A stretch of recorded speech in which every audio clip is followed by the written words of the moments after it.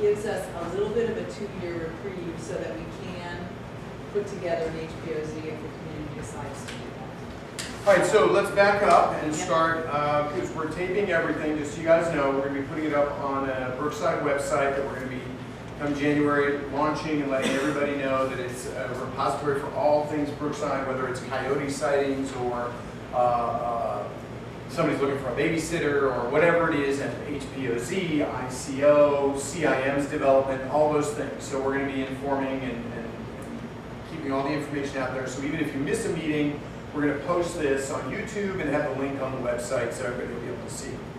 So welcoming, we've got our agenda here. We're going to try and follow it as closely as possible. We have to be out here by 8 o'clock because that's when the library closes, so it makes it easy to manage everybody's time that way. So if you want to introduce yourself. Did you say we're doing it monthly? Oh, well, okay, so we'll do that. So we're planning to do these meetings the first Monday of every month, just so you know. And we're going to try and boost attendance. And so if you can't make some meetings, you can go on the website and look at the video if you're inclined. And if you can't make the meetings, great. And if you can encourage your neighbors left, right, across the street behind you to attend the meeting, that'd be great as well. All at 7 o'clock. All at 7 o'clock, all right here. Okay, my name's Roy Forrest. I live just across the street on the 900 block of Mullen. And I'm Jan. We're a guy that live on 8th Street between Fairfield and Mullen. okay. Suppose if you want, we can go around the room. If you guys just want to identify yourselves. I'm Taylor Llewellyn. I live with Jen on West 8th Street, and beyond that, I have past experience with historic preservation overlays and boards. I was the board architect for 9 years in Mount North. I'm an architect, and I do this sort of work, so I do a little bit on a project by project basis. So I'm kind of the ringer from the experience levels. I'm Brett Gold. My family and myself have been in the neighborhood over 50 years now, so I have a certain perspective on the neighborhood. And what block do you live on? I'm on Kent, and I'm sensitive to architecture and architectural design, and so I'm Susan Watanabe, and I live on Longwood at night, and I guess I'm a relatively newbie at 5 years. Yeah. And just also, Susan's husband, who couldn't be here tonight, is he still in Cuba? He is. Still in Cuba. He was on the city's planning commission. Yes. He was a commissioner on that for a couple of years, right? Yeah. We'll start. Keep it in the front row. Roseanne Krikoyan, 900 block of kids. And Roseanne's got about 5 decades also of history with the neighborhood. Well, broken up. Well, I'm J.D. Sanchez on Mullen. And my family grew up on Van Ness for a number of years, 70 years in this house. Cass, we'll back up for Cass. Just name and Name say right, hi. so remember Yeah, Cass hi. Rester, 828 Tremaine, and lived here for 25 years. Roxanne Steiny, I'm him. Deborah. Deborah Scott, I've been on Tremaine for 16 years. 800 block. Yes. Heather McPherson, 900 block in Murfield, been here 13 years, and I volunteer as a Hannah Nitz, I live right up here on Murfield. I've been here almost 11 years. Okay, so back me up. You want to go and talk about the ICO? Yeah, I'll briefly give you an update on the ICO for anybody who doesn't know what that is. It's the interim control ordinance. We talked to the city attorney's office this morning to see where it is at this moment in time. We're still a couple months out, probably 2 to 3 months out before it will be active and applied to our neighborhood because of all the various stages it still has to go through downtown. It was voted on by City Council. It was approved. That was something that our Councilman David Rue put forward the motion about a month ago. It was approved. Then it went to Plum, and it was approved at Plum, which is the Planning and Land Use Committee. That was approved as well. Now what has to happen is the ordinance actually has to be physically written. What Rue puts forward is sort of a motion. It's not the ordinance. So it now has to be put into ordinance language, which is legal language, so the city attorney's office has it at this time. It will take them approximately, they said, 1 to 2 months. I think with the holidays upon us, we should expect a full 2 months for the ordinance to be written. And then that is more or less rubber stamped because these other approvals have already happened. But the writing of it and then the rubber stamping of it, which would be, I'm gonna guess March 1st, we should have an active ICO that covers Brookside. Along that, it also applies to Sycamore Square, who is in the ICO group with us, and parts of Sherman Oaks and Studio City. And we are sort of the adjacent ICO to another one that was passed recently for Beverly Grove, which included about 9 other area communities. So that gives us 2 years. That ordinance covers us for 2 years and prevents developers, homeowners and or developers from demolishing homes and building houses that would go against, how would you say it, Taylor? Compatible with the scale and size of existing houses in the neighborhood. That is the guiding principle. So from when this is signed, 2 months-ish on, Right. this one that's happening on Muirfield is. That's a already done. fait accompli. And there may be others as well. There may be other permits in the works that I have no idea about, and permits could be put in between now I and see. until the ICO is active, that would be able to do what you see around the other neighborhoods. At the last meeting with the councilman review, I asked when he thought the effective date of the ICO, what it would be. And there was something where they weren't quite sure that. So what I was told to do was call Renee Weiser in his office. So I did. And I asked her the same question, you know, from your experience, how long do you think this will take? Mhm. She said there is a possible glitch in that they are getting rather close to passing the citywide mansionization ordinance revamp. And because of that, they may feel they're not gonna pass any more ICOs. Everybody will just have to wait for the city. That's possible. When did you talk to Renee? Right after that last week, so that was. I'll call her tomorrow and Yeah. find out.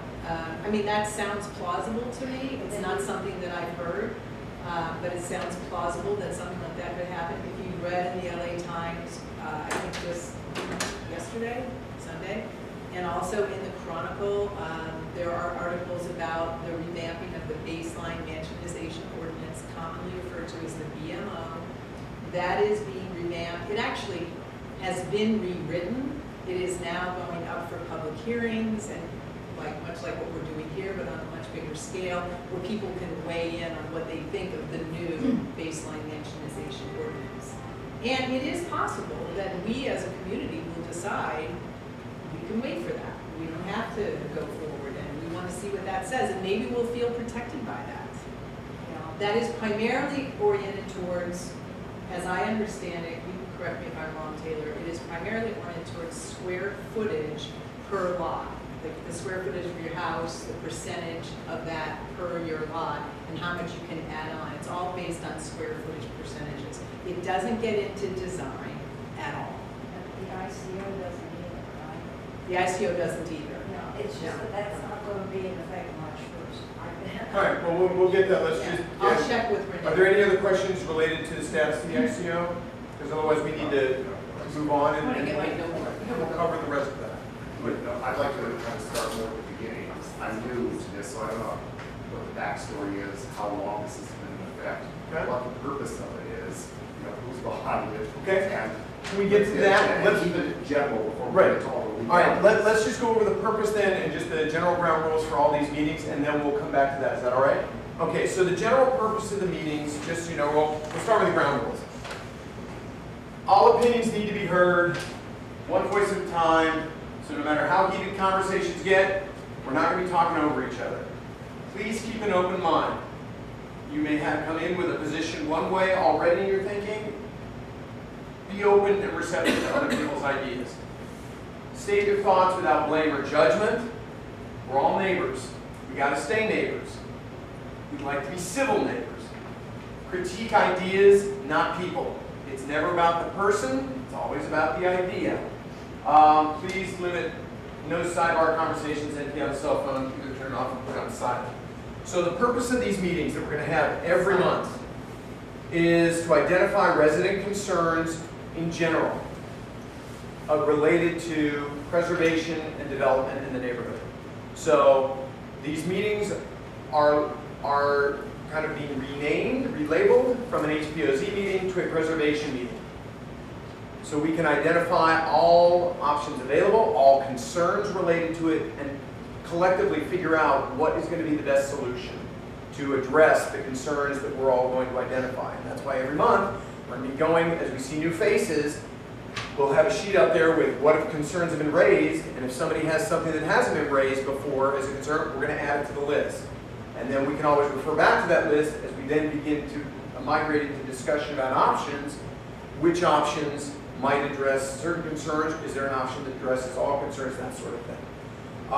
We're about informing about the options. So we'll be getting subject matter experts in, whether it might be Taylor, might be somebody from the LA Conservancy, might be Renee Weitzer, might be somebody from Planning and Land Use, might be somebody else. But these meetings, we're going to, as we now have things to discuss, we're going to try and bring in subject matter experts to provide perspective and opinions that way. And so when we have a question like, well, what's the pro or con from your perspective, Mr. or Ms. Conservancy board member, that kind of thing, to just be able to say, okay, that's their perspective. Solicit opinions, identified. Eventually, we're going to try and then start winnowing it down after we've received input from neighbors, after we've received expert opinions and counsel and advice from a variety of different sources, to then begin to start narrowing down what sorts of solutions are available to us that are going to address the problems we've identified, or the concerns that we have. And then once we narrow that down further, we'll then begin a democratic process to solicit the neighbors, for lack of a better word, their votes. What are we going to support? Is it an HPOZ that addresses these kinds of issues and concerns? Is it going to be some other solution, or a solution different from that, etc.? And then once we have that, then it's going to be to advance that to the city if we take a course of action that requires something to be advanced, and to use this process to speak with one voice from the neighborhood. To the extent that we can, there will always be dissent, but to the extent then through this process that we can incorporate as many people on board with whatever the collective wisdom decides, that's what this process is about. So just so you know, every month there's going to be more of this. So again, the more input we have, A, it's just, and invariably it's going to come up with a better solution. But B, nobody can ever say, well, I wasn't, where was I in this? I wasn't on board with that. I never heard what. If we keep doing this, and the nice part is, for better or for worse, whether you agree with the ICO or not, we do have the luxury now of a little bit of time and breathing room to go through this process. And then, once we determine what course of action it is, if there are things that we have to do, well, then we have time to do them before hopefully the ICO will expire. I think, does that pretty much capture it? So with that, then, we were going to start talking about the sorts of things that are concerning people, but let's back up to what you were saying. Yeah, I'd like to get the backstory of how did this even start? Because, as I said, I've been in the neighborhood family for over 50 years now. It's always been a wonderful place. People got along quite well. Neighbors waved to each other and interacted, and it didn't seem to be a problem. This is the first time I feel it necessary to come to a meeting where I'm highly concerned with what's already going on with this process. It seems like we're having neighbor pitted against neighbor for the first time. There seems to be a way in which this whole thing is being presented. The sign, right off the bat, it's rude to the rest of the neighbors who don't have it up. It's basically a slap in the face. It's an insult saying, if you're not with the HBOZ preservation, you're trying to destroy Brookside. And so if we want to have a beautiful Brookside, let's start with the signs. If we want to communicate, it's not that big an area. We have emails, we have addresses, we have flyers, brochures, pamphlets. We can communicate. But right now, this has become, it has a feel of a city or a community which is just being politicized for no good reason. As far as architecture, I have a problem. There are some houses. Let's stop there, is it? Because now we'll get into then what are people's, what are concerns, we'll get into that in a second. So is there any other general comment? Do you wonder how we got here? I think there were, I'll say there were neighbors, a variety of neighbors on different blocks who were concerned. I'll speak just for Mullen, that where with the turnover starting on some of the home inventory, people coming, tearing down and putting something that is either seems awfully large relative to every other house on the block, or potentially is in a style that seems really different than anything else on the block. And so that's, and then we have CIM with, they're doing development up at the top of Rimpau and Muirfield Mullen with the farmer's property, and wondering what's going on with that, and then seeing in other neighborhoods around that they're experiencing issues with tear downs, rebuilds that are out of scale, out of an aesthetic consistent with what had been. And so it's a concern about what do we do? And yes, maybe some of this has been a little cart before the horse or very, but that's why we're here. So rather than dwell on the past, like to keep moving forward. But yeah. Okay, for example, the insurance bill, I can see concerns because it will increase the capacity of people, how many people will be here, the traffic, this, that. That seems reasonable, so I put that one place. When we know there's a particular homeowner who is going to be doing something atrocious, I can relate to that.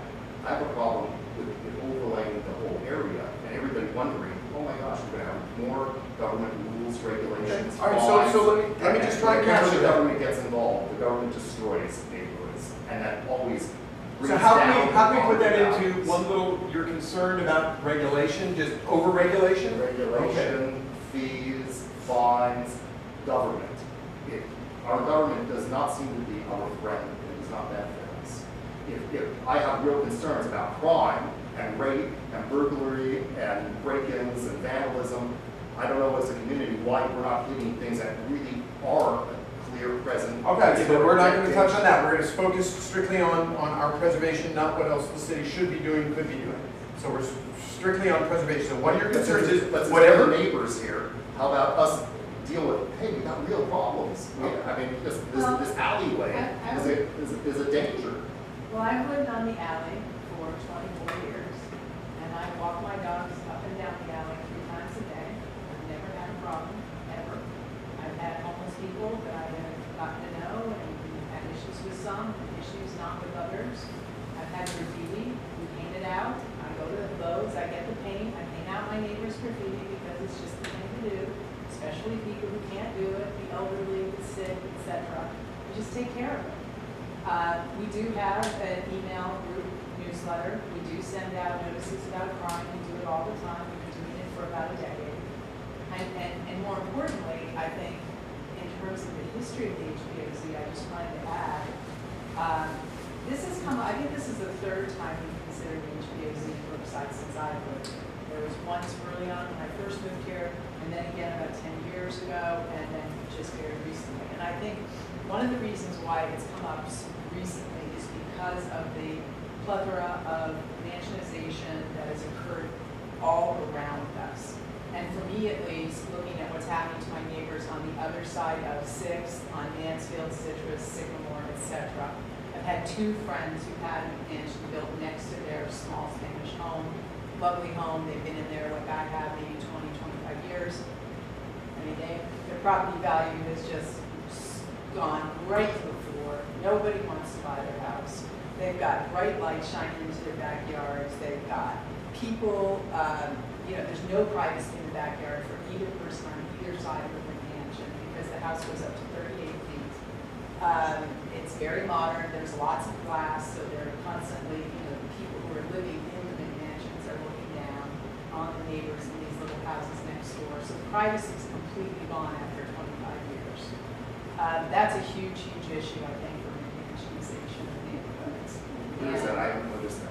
Oh my Is that God. on? Yeah, just really, truly, go drive. I'll bring pictures the next time. You're not talking in Brookside, you're talking. No, just a few blocks away. a very, 3, 4, 5 blocks away. And I all think these it's- neighborhoods are doing this, they're getting ICOs and HPOCs, which leaving us as sort of the last holdout who doesn't have this, so we're developers looking. Okay. There are 35 So, HPOCs Jan, in can I- that. Can I Yeah. summarize? So Yeah. square footage to lot size, Yeah. mansionization, and with that comes privacy Privacy, issues, et right. cetera. Definitely. Okay.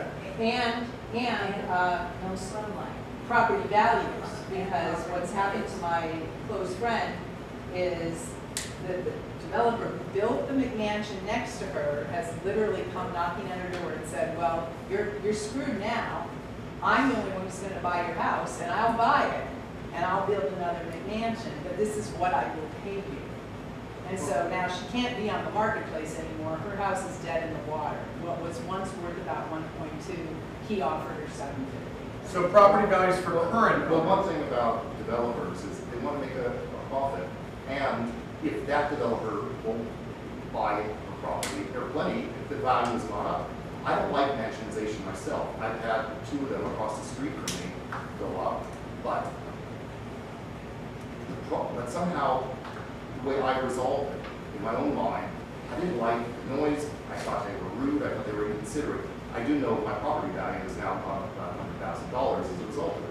I'll live with that, but it's just, And All right, but hold on, guys, we're not debating ideas here. We're only raising ideas. We're not going back and forth about that. Let's just raise the idea. Heather, Can you maybe Concern. define what a McMansion is?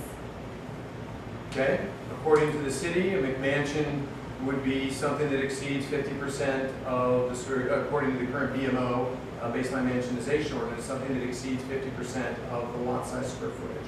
A residence that exceeds 50%. 99% of them have a garage in front, next to the front door. Right. So the only reason I bring it up is I'm wondering if people across the street really, they might have built a larger home, but I don't know if it's. well, they extended it, it's larger, it's. Right, I'm just saying, It's uglier, but it's. I think we use the term very loosely. That's the Right, only it's reason not how we I- would define it. I And think when it's you very say, important. sorry, when you say 50% of lot, the square footage, is that the footprint or The lot including area. more than one story? Lot area, just the overall lot area. No, I understand. So if you have a 6,000 square foot lot, Wherever there's a floor, if there's a floor, Okay. if there's not a floor, for example, some of these new homes have 2-story openings, right, 2-story staircases. Right. There's not a floor to determine square footage, right? So if you have a floor and you have 2 stories, you can determine square footage from that floor. But if there's not a floor, then that's, Okay, I just didn't know if they were talking the footprint of the house, the right. outline of the house, or the total square footage of usable space. There Like is if a there's more lot than one story. coverage item in it. The baseline mansionization ordinance is not simple. It deals with square footages, it deals with proportion, it deals with the length of wall of a certain, without a setback. So it tends to be difficult to make an easy answer like, well, a mansion is what? I mean, to So- me, it tends to be something that the house takes up most of the lot. Correct. The backyard is a postage stamp, and the setback is the minimum they get away with, and the rest of the lot is house. Right. And based on LA city building codes right now, you, if I'm not mistaken, you have to be 15 feet off of the front sidewalk, 15 feet from the back property line, 5 feet on either side, and 38 feet to the top. And everything else you can build. That you can do right now. You can do that in Brookside, and you can do that in any other neighborhood that's either not protected by an HPOC or an ICO. Yes, Susan. What does our current ICO say, the one that's proposed now? I don't have a copy of it with me. Do you have it memorized, Sarah? It's say in terms of, What would it be as? What are the new rules, what are the realm? So- I think it's 40% of square of RFA, if I'm not mistaken, but I'm not positive. And there are variances that anybody can apply for, as you know. Green variances, if you put the garage in the back instead of in the front, you get another extra bonus of square footage. There's all these ways to get bonuses of square footage if you do things in a certain way. And so if you look at that house, many of us go to Larchmont all the time, and maybe you've seen, behind Chipotle, the house that's been built there. There's a good example of what I think people would refer to as a McMansion. It's out of scale and out of character for the rest of the neighborhood. It is dwarfing the houses on either side. It is probably ruined the lifestyle of the one house entirely because the glass, one whole side of the house is glass, which means, you know, you're kind of looking down on your neighbor right there.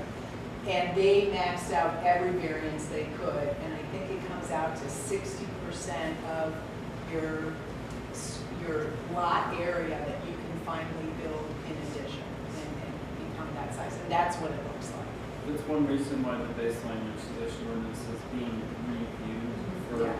what it is, because there were a lot of bonuses that were added. You had a 40% limitation, but you could get up to 10% more than that, depending on if you had an articulation of the facade or if you had a detached garage in the back, rather than incorporated in the front. And wasn't there something also about if you use certain kinds of renewable or energy efficient materials, you could get a bonus? Yes, green building. Yeah, I thought there were some things like that That's being related done to it. away with the new BMO. And then question for you, Jan, on the ICO, you were saying that while approved in concept, the specific language is going to be drafted.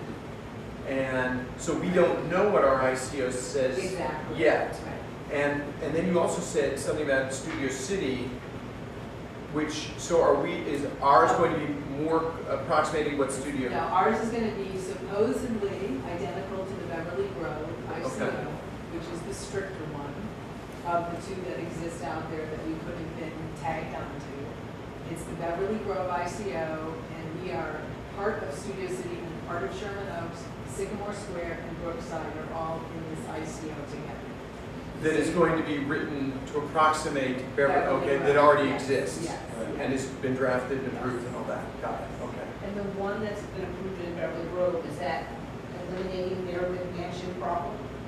For 2 years. Okay. While they either pursue, there's two ways, it does it for 2 years so that communities have a chance to either build their own HPOC ordinance to their specifications of what they want within their community, or you wait for the new BMO, revised BMO to appear, which it's out in public now, and it's getting a reaction from the public, I think as recently as this week.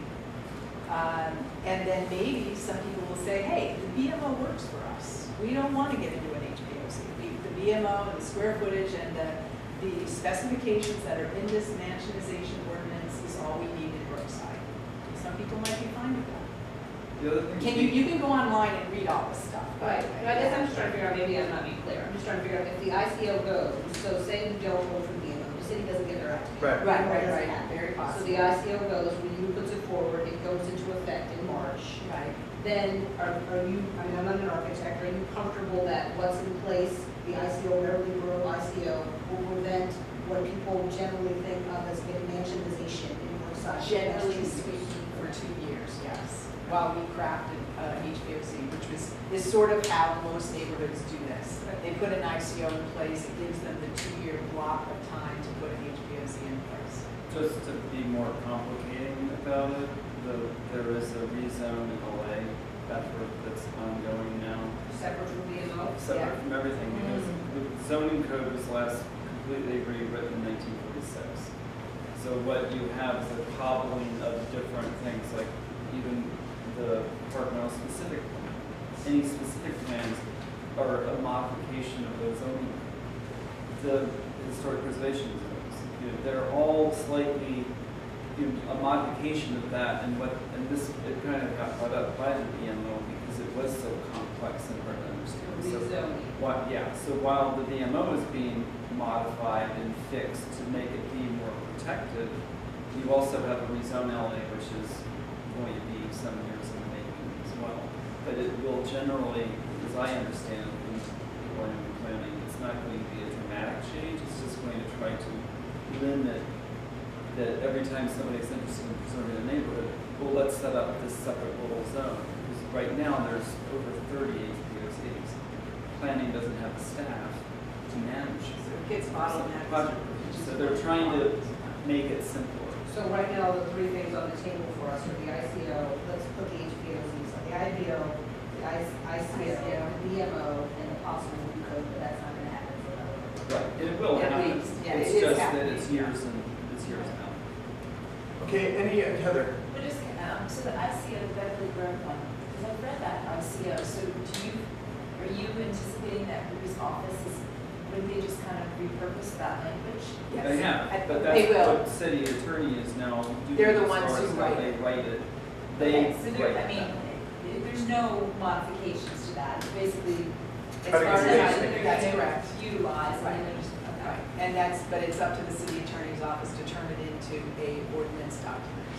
Okay, we've got 23 more minutes. Do people want We've to got- go around and talk at all Yeah. about their? We've got three Yay, things nay. identified so far. Yeah. Does anybody have anything? I have one that I'll add, but I'll wait for anybody else. Deborah? Opinions on an actual HPOZ? No, opinions about what it is that you're concerned with. What is your concern for the neighborhood? So one concern is, whatever we do, I don't want too much regulation, I'm concerned about that. One is, I'm concerned that we may be subject to mansionization. Another is, the property values for current owners can be impacted by whatever decisions we make. So if you have I've got one, I'd like to see that whatever people replace in their homes, at least visible, is consistent with the era the home was built in. It kills me and my wife as we walk around the neighborhood and see people swapping out with beautiful, wonderful vinyl windows, something that was there from 1923. That pains me on any number of levels, but that's me. It may not be anybody else's, but I'm going to put it down. Yes, sir. Well, I'm one of the people who I think it has a unique home, and I wouldn't think of altering it in a fundamental fashion. I don't think most people would, but we have. But there are a lot of homes, when you say, and so, but I just preface that as there are plenty of just box homes that don't have a unique character, and to have force them to maintain a box home is, when there's so many fine architectural designs that would improve. It's very hard to legislate taste. Unfortunately, a lot of people with too much money have too little taste. But I think there's a real danger in having an overregulation. If I wanted to have a planned community, I would live in that planned community. Well, I think I don't disagree with all the things that you just said. And I've gone to these HBOC meetings in Miracle Mile North now at Taylor for the past 6 or 8 months to get a real feel for this stuff. I mean, it's intense and it's hard work.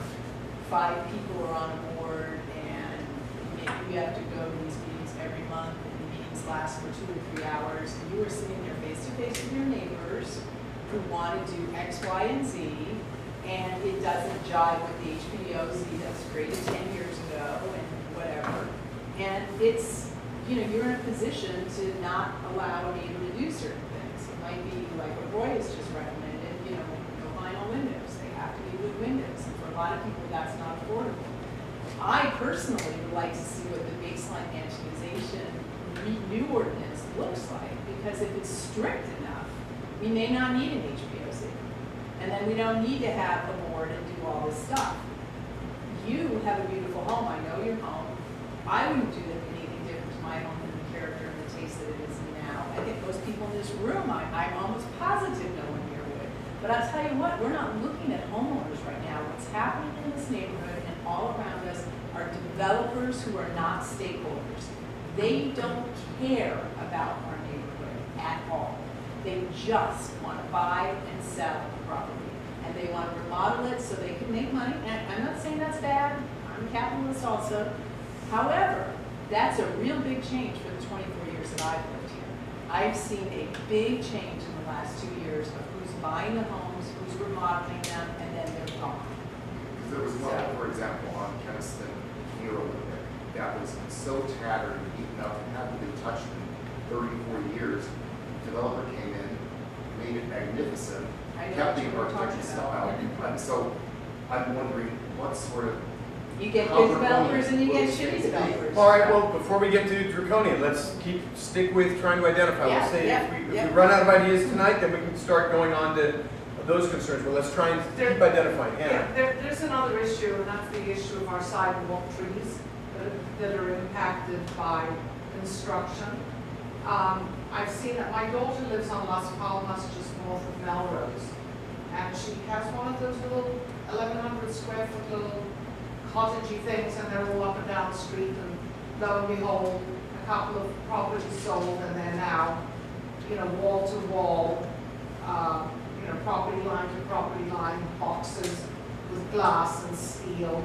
And because they positioned the garage in the front, with no consideration to where the trees were situated, they put everything in, and of course you could not drive in there because of where the driveway was, because of where the tree was, right in front of the driveway, so they got permission to take the trees So down. the sidewalk trees impacted by potential development? Yes, Okay. absolutely. There are these huge, beautiful old sycamore trees on that street.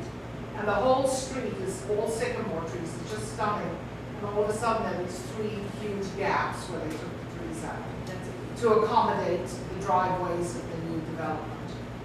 It's a failure of the city and the street services department who regulates. Oh, I agree.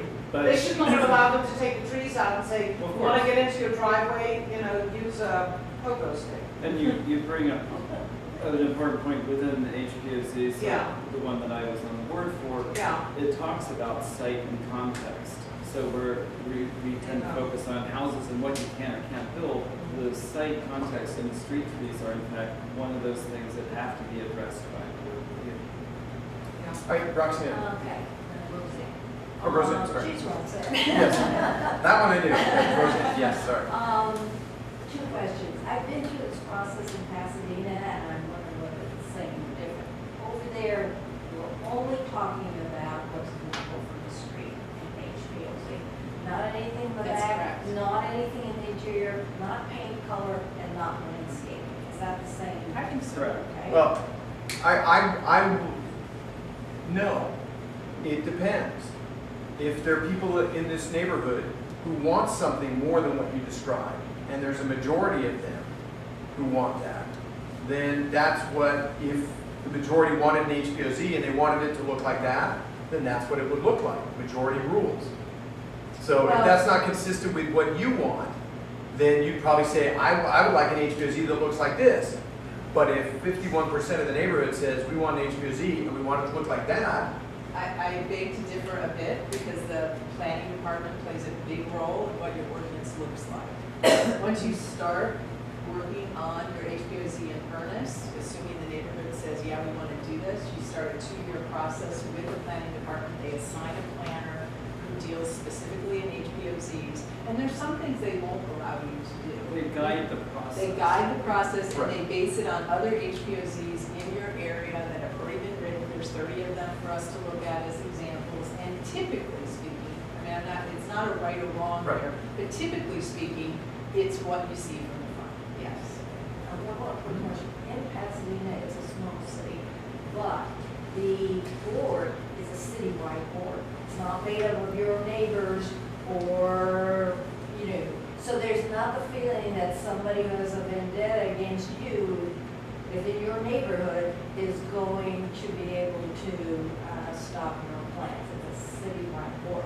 Now, what's the situation in Los Angeles? Boards are 5 people, There are correct? 5 people. One is an at-large member who has to be from the community. One is a Cultural Heritage Commission appointee. One is a real estate professional. One has to be an architect, a licensed architect. That does not have to necessarily work. That was Did for. you include the planner, the city planner? No, the planner. It's separate? They're not, they do not vote. They administer the process. So in other words, you're saying it's not a collection of neighbors? No, but the There- architect a few would live are. in the neighborhood. The person at large would be from the neighborhood. At the very least, only one could be. You have to have a At local least, representative, but typically it's at least 2 or 3, if not Okay, 4. but it's not the whole board. No. Yeah, and That's one at of my least from questions. observing Miracle Mile North HPOC process, that didn't seem to be an issue that I could tell. And it's also, you get a kind of regular group of people who tend to sit on the And board. how long do they stay on? How does the board There are 2 change? terms of 4 years. You get reappointed. I was asked to stay an extra year for bad behavior. Anybody else, other specific? I certainly love the alley. You know that. Me too. Are we still talking concerns? Or are we Yeah. still- I would say I'm concerned about the board. I'm concerned that the board would have to deal with the neighbors, just like you bring that up.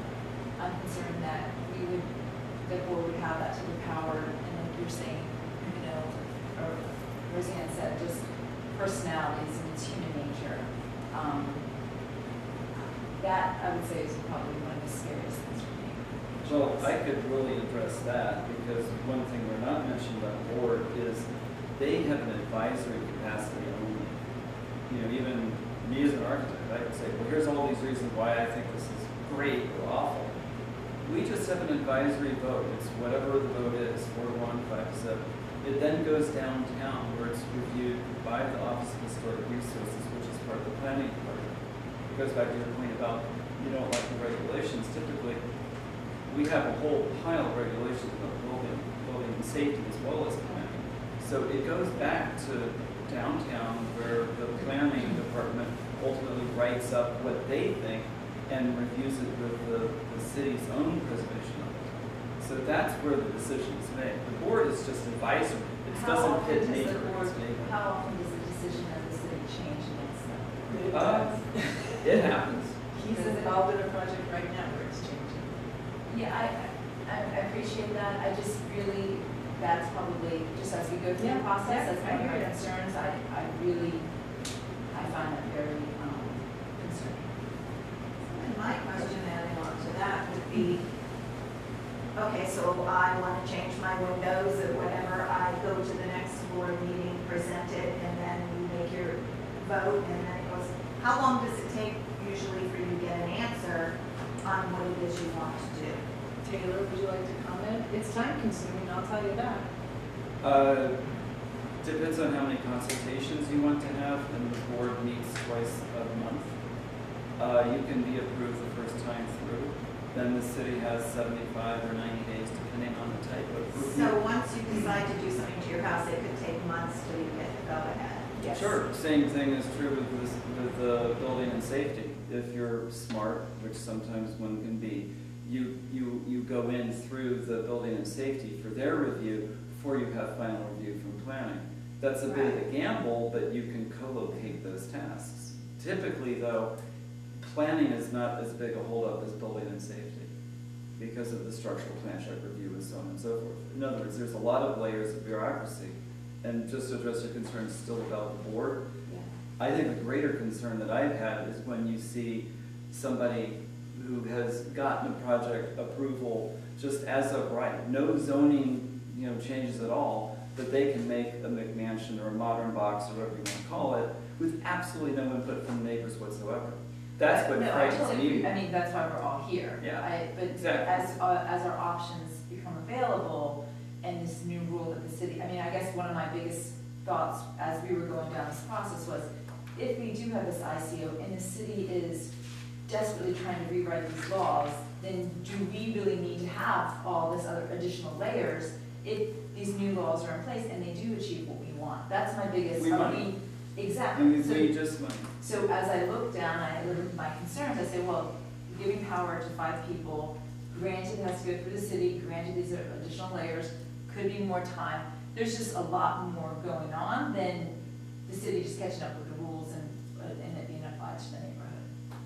So back to then, all right, so if the remedies that would be currently available to those who are concerned about development and or preservation in the neighborhood, HPOZ and the baseline mansionization ordinance, and are you aware of any other? Well, rezone LA, that's the other. Right, so rezone LA would be, so really that's a long term, so it's really, and we need, I guess we'll talk to planning. I just want to reconfirm whether it's Renee Weitz or somebody that, those are really the two options, Yeah. short of doing nothing. Right, they are. Right, Yeah. so there's doing nothing, there's the, There's our the ICO. BMO, well, the ICO, right, It'll happen. but the baseline mansionization ordinance redo to try and address the concerns of all the loopholes that people exploited, and then HPO, and then long-term, who knows what rezone LA might do as part of that, but those are our 3 immediate. Do Yes. nothing, Yeah. wait on the RFA BMO, doesn't exist and anymore, explore an yeah. HPOZ. So within that, we want them to do, because just want to make sure we're not missing anything for tonight. So we want to, whatever solution we choose of those options, the government, that there won't be too much regulation, and that sort of seems to tie into then the HPOZ board being a layer of regulation. Square foot, that we want to make sure that things according to the current standard of the neighborhood are not being overbuilt. And with that, property values in the sense of, as you were saying, the blackmail that happened to your friend. You have something that's built that is out of character and it's looking over you, and nobody's going to buy your house now, so that developer comes over to you and says, I'm going to pay you pennies, and they're going to make the profit on your home. So that, replacing visible features with similar period materials. To your point though, you can't legislate taste, so that also kind of goes back to an HPOZ board. How restrictive do you make it? How restrictive don't you make it? Affordability of mandated requirements. So on one hand, it's great to keep everything vintage to what the home was, but on the other hand, you may be pricing some people out of maintaining their homes to some standard, even if it's not the historical standard. And then there are other sorts of aesthetic sorts of things that might be impacted, ancillary things like the park space trees. Anything else that when you're thinking about my neighborhood, I'm looking at other neighborhoods, I don't want what's happening there happening here. Anything else related to those things? Susan? So I'm just wondering, is there any way, I know there are a lot of houses that are owned by people who are elderly, and maybe, is there any way to kind of take maybe you all have done this already, kind of canvass neighborhood for possible Turnover, seeing who's going to be yeah, moving. like kind of keep an eye on those, so maybe we can be proactive about it, and, obviously. Yeah, I'm not and talking just- about maybe you know your neighbors, knocking on doors and trying to help people who seem to be at the tail end of their ownership of the house, maybe, and not to, sell to developers, or not to, try to give them. It's tricky, and I can think of one example, the house next to Giovanni, if you guys know. Okay, so that's being nicely renovated right now by a developer. And early on in that process, we did talk to the homeowner, and she was an elderly woman who lost her husband and went into assisted living, and she had lived there for 40 years, and she was bound and determined to not sell to a developer. And she did sell to a private individual, and then that woman couldn't close escrow. And then it just kind of went out of her control. She was already in assisted living, the real estate agent just took over, wanted to make a quick sale, knew which developer to call to make the sale, took care of it, made sure the homeowner got the money, and everybody was happy. And we kind of lucked out with this developer because we immediately contacted the developer, I did, and had long conversations with the property manager of this particular remodel, and we lucked out. They have good taste, they do nice work, they're doing one-story remodel, not a two-story remodel, and so we, And by good taste, it's not your personal, it Right. is in keeping with what exists on those homes in Dodge that a bullet. stretch. But we're not gonna dodge a bullet on this other one on Muirfield that's gonna be torn down any day now. That is gonna be our first official modern box to the max property line. Have you seen the plans? Yeah, have you seen the plans? Vivian has. Vivian's been the one tracking it. And we know it's a complete demo.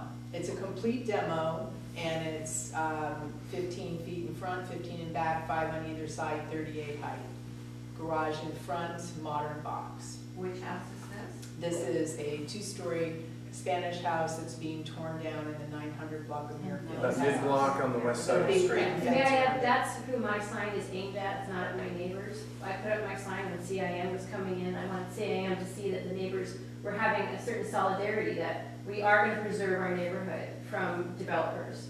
And so my sign hopefully doesn't offend, and if it does you, I'm Yep. going to It apologize. does to me and But many other it's neighbors I aimed- spoke to. It's aimed at developers and CIM, that we are committed to keeping our neighborhood beautiful, and we're not gonna make it easy for someone to come in and develop. And I would add to that, or if we could informing have the each- neighborhood, because not everybody was aware that there was a petition. Yes, and people have said, oh, what is that, tell me. Or maybe even consider the sale of property to developers, it won't be acceptable, or if you buy a property, you have to be, and you have a time period that has to be held before, I can understand that. And so I'm glad that at least you're you know, we're open to hearing different perspectives. But as I say, just visually and emotionally, I hope that we consider these signs. I don't think they're necessary, and we can communicate. And if you want to have signs, put it around the insurance building or whatever. I All right, own we that are, property, though. our librarians are closing down. Okay. They can't do their cash count, I guess, until we've left. So, thank you all very much. The next meeting is January 4th. We're going to be posting this on the website. We're going to be launching the website. It's going to have all kinds of good information. There will be opportunities for you to post questions and to exchange neighbors in dialogue, respectful dialogue, but on that, on the blogs. And so, and you know, if you want something just dedicated to the ICO or something just dedicated to the CIM development or farmers or the coyotes or whatever, you'll have those opportunities. So, January 4th. Yeah, thank you, and encourage your neighbors to attend the next one, please. Thank you. And we'll get more notification out Does too. anybody Thank need you a guys. sign? Speaking of signs. Oh, I got a sign. Sorry. Is that the sign? This is the sign. Okay. I just need a cotillion. I